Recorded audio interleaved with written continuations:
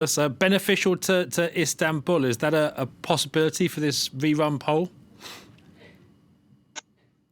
Well, I would first observe that the selection is rerun because the AKP had lost.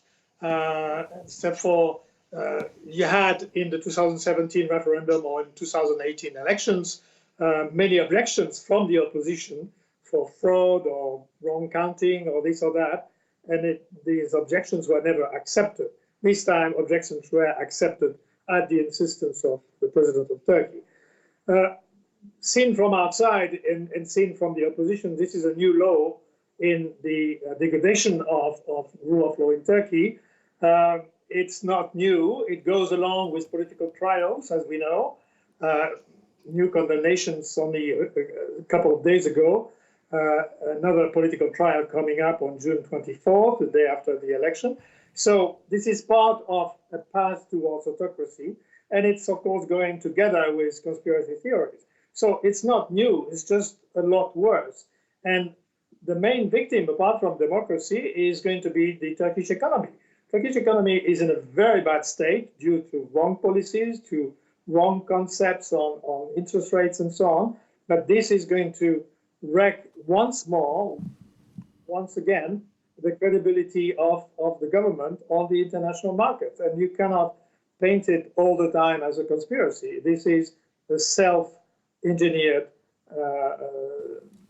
problem, I would say.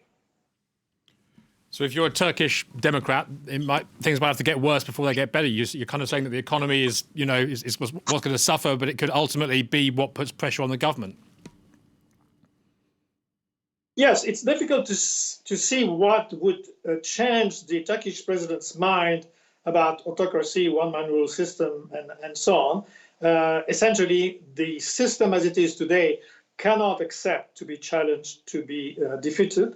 Now, obviously, the big success of the initial 10 years of power of Erdogan and the AKP was the economy, the transformation of the economy, the transformation of the country's infrastructure, and so on. So if that goes wrong, then a large part of the inheritance from the first 10 years of mandate is going to go bust, and that is hardly affordable.